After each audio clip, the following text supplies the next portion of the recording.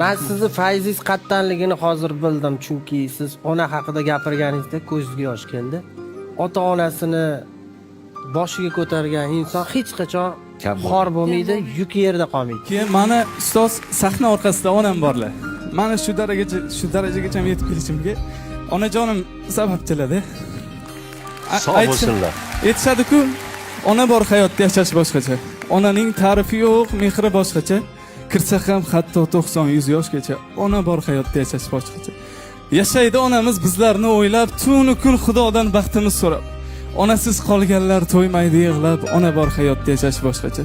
Odamda martaba, obro' bo'lsa ham, qo'lida millionlab puli bo'lsa ham, yonida otasi hayot bo'lsa ham, ona bor hayotda yashash boshqacha. Onamiz umriga umr tilayman, bir umr tugamas baxtni so'rayman. Onasi yo'qlardan uzr so'rayman. Ona bor hayotda yashash boshqacha. Onajon rahmat kattakon.